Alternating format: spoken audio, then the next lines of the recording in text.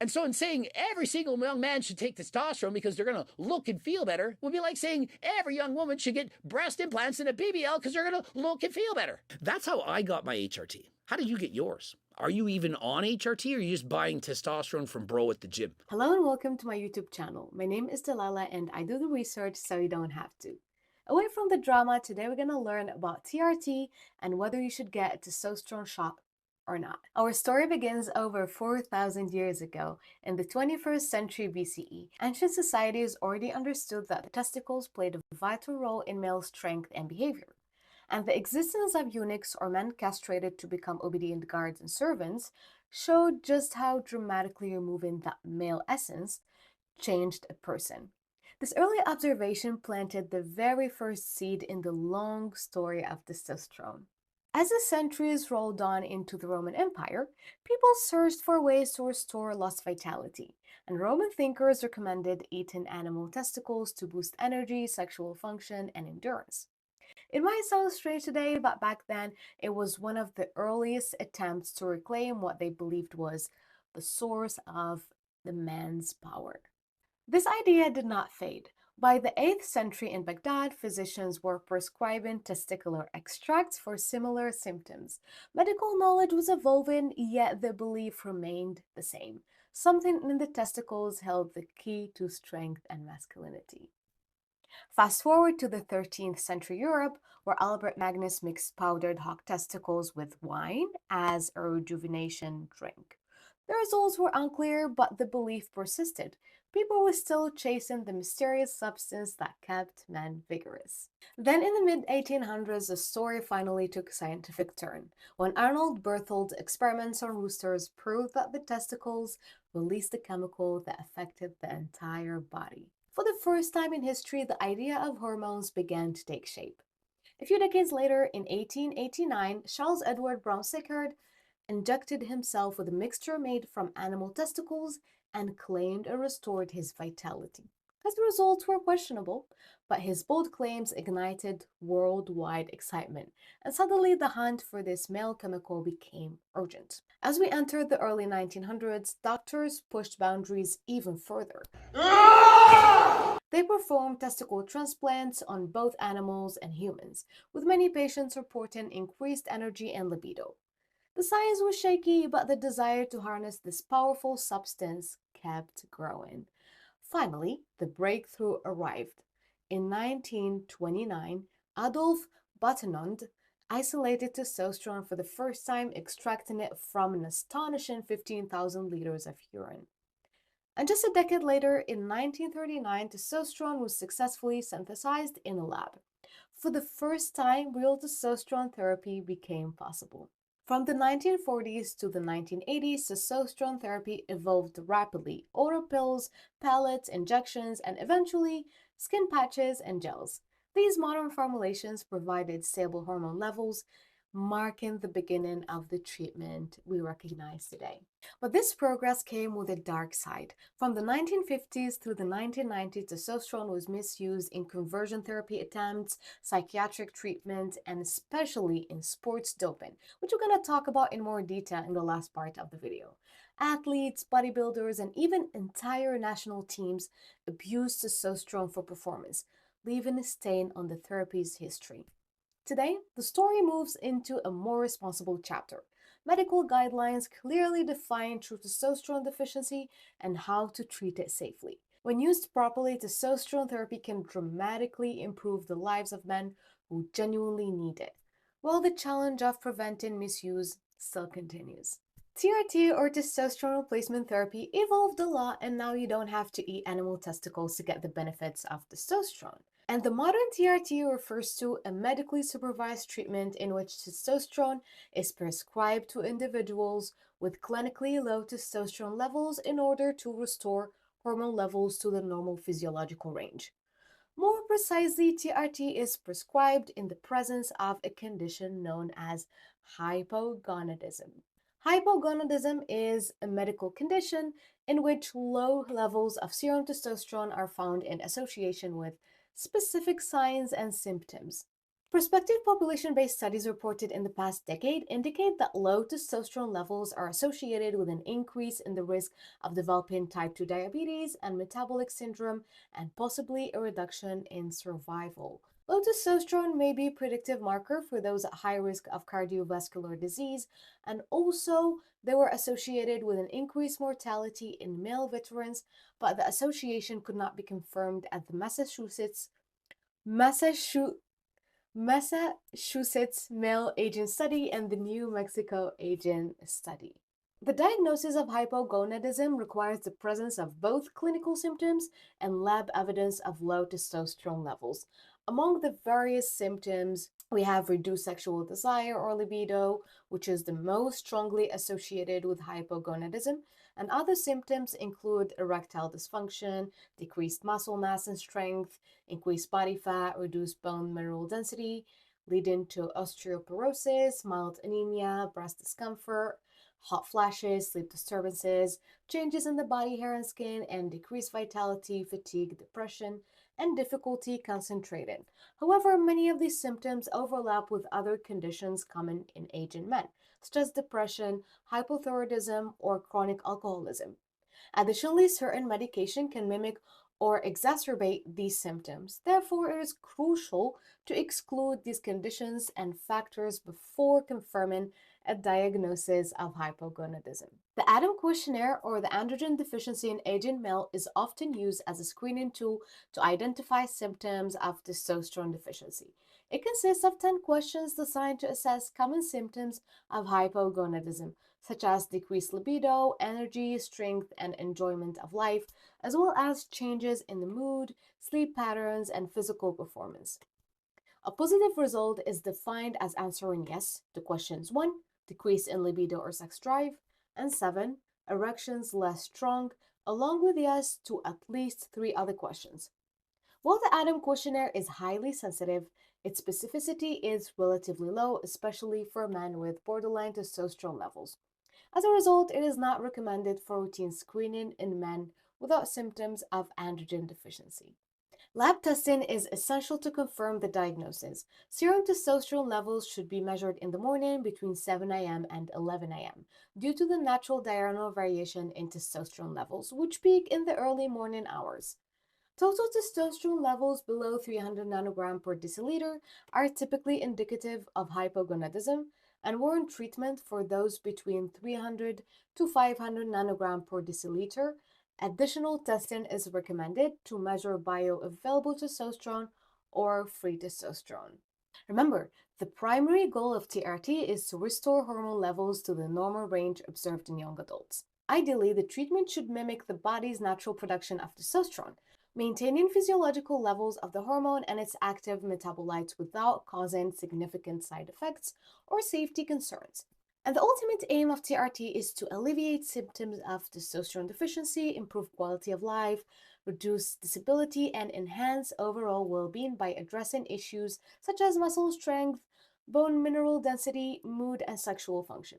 Additionally, TRT seeks to compress the occurrence of major illnesses into a narrower age range, thereby improving the quality of life in older men. There are several methods available for delivering testosterone replacement therapy, including oral tablets, intramuscular injections, transdermal symptoms, sublingual and buccal formulations on subdermal implants. The choice of the delivery system should be made collaboratively between the patient and the physician, taking into account the patient's preferences, lifestyle, and medical history.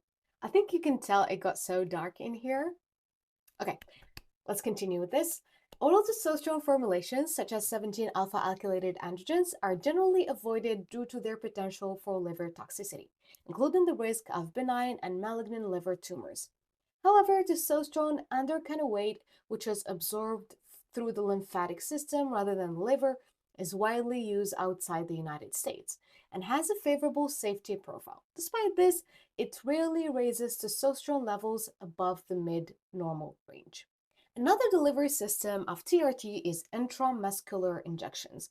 Intramuscular injections of testosterone, such as testosterone saponate and enanthate, it's hard to pronounce, have been commonly used.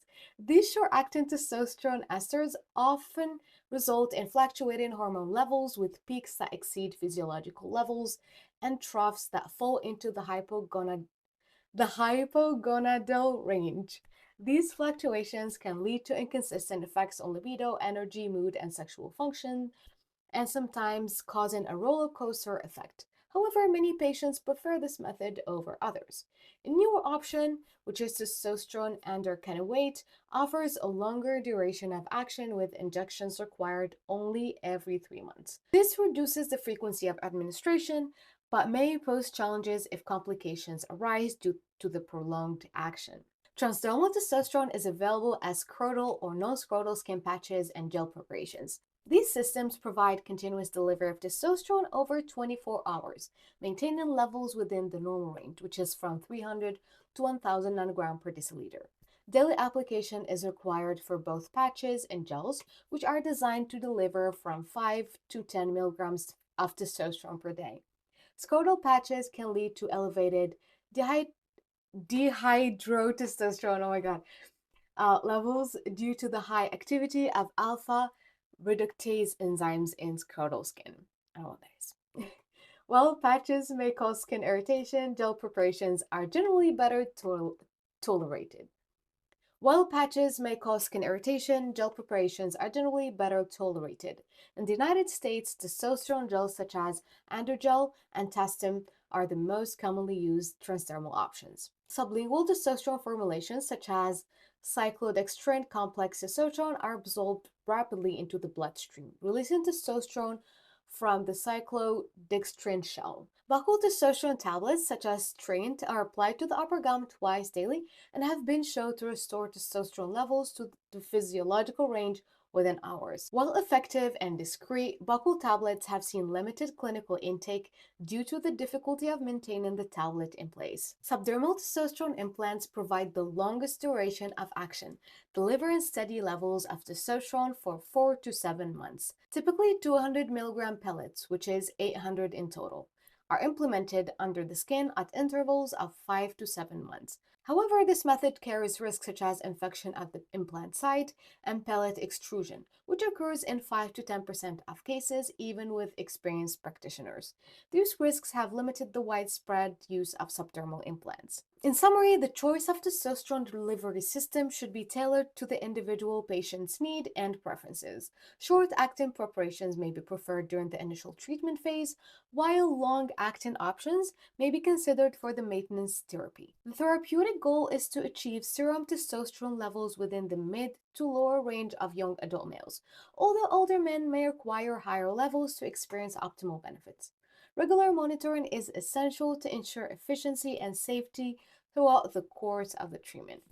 When the testosterone levels are restored to a normal, healthy range, many men experience improvements that span nearly every area of their physical, emotional, and cognitive well being. TRT can help reverse many symptoms tied to low testosterone and can dramatically improve overall quality of life. One of the most widely recognized benefits of TRT is its impact on the male sexual health. Many men with low testosterone struggle with reduced libido, weaker erections, and decreased sexual satisfaction. And research shows that bringing testosterone levels back to the normal range can significantly boost sexual desire. Also, low testosterone is closely linked to decreased bone density, and TRT helps counteract this by stimulating bone-building cells and reducing bone breakdown. Over time, this leads to increased bone mineral density, especially in the spine, and helps maintain bone strength above the fracture threshold. As men age and testosterone levels decline, muscle mass gradually decreases while body fat, particularly abdominal fat, tends to rise. TRT can help reverse this pattern, and studies show that testosterone therapy increases lean muscle mass and improves muscle protein synthesis and modestly reduces body fat. And many men notice increased strength, better physical performance, and improvements in grip strength and mobility. Low testosterone levels often manifest as fatigue, irritability, depressed mood, and general decline in motivation or vitality. And for many men, TRT brings noticeable improvements in emotional well-being. Restoring testosterone levels can reduce feelings of exhaustion, enhance motivation, and improve overall mood stability. Testosterone plays an important role in several areas of brain function, including memory, attention, and spatial reasoning. Low levels of free testosterone have been linked to poorer cognitive performance and a higher risk of age related cognitive decline.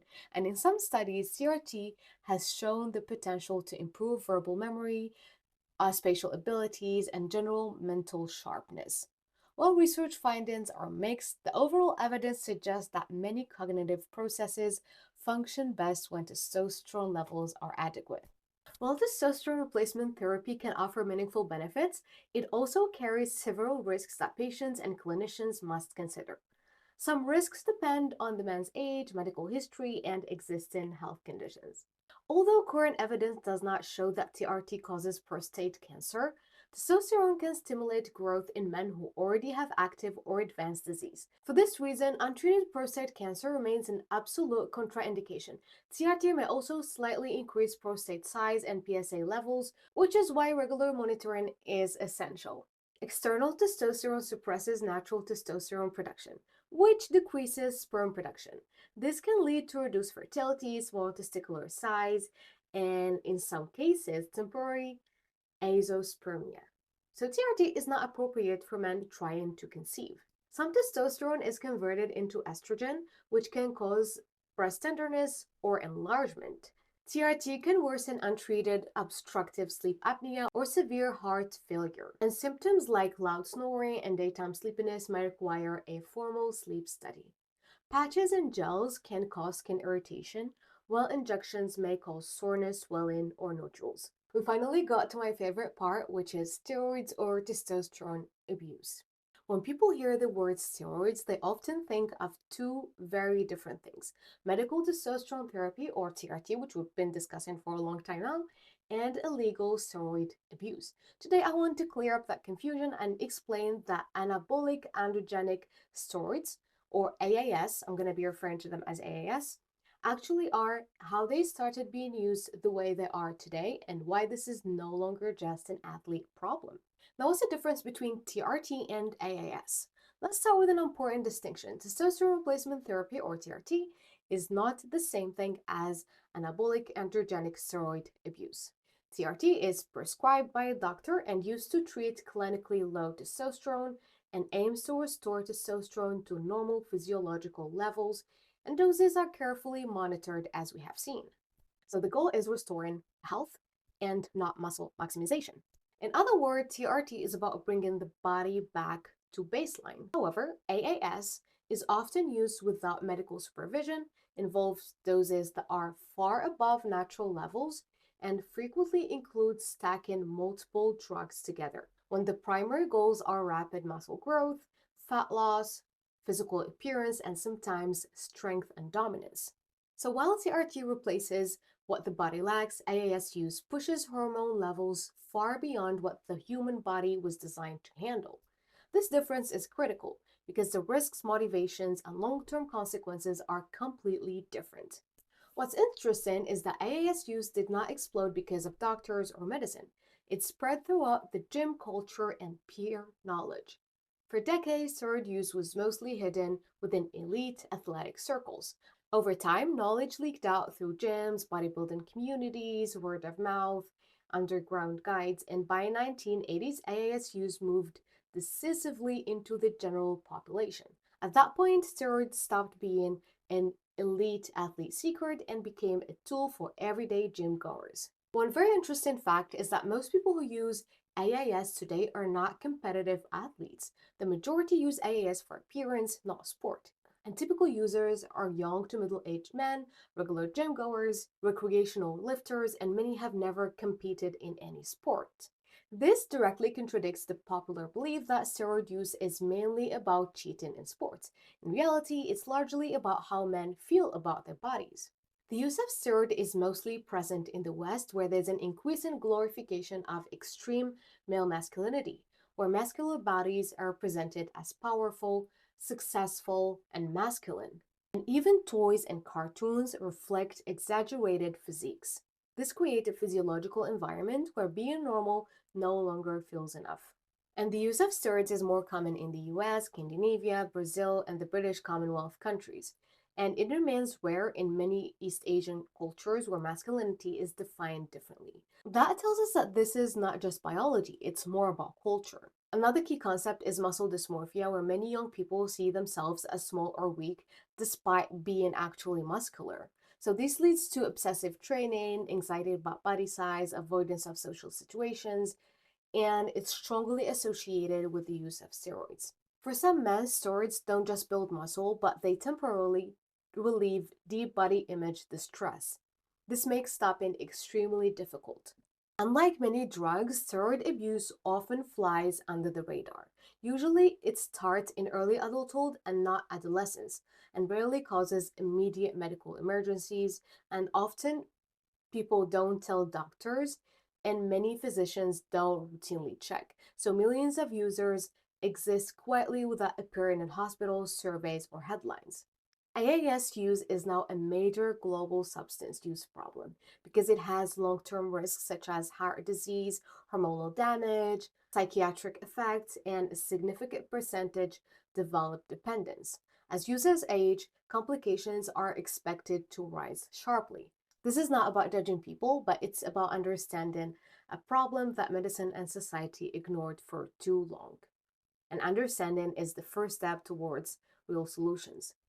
If you got to this point, thank you so much for watching the video. This is my first video after changing my content from cooking to whatever this is.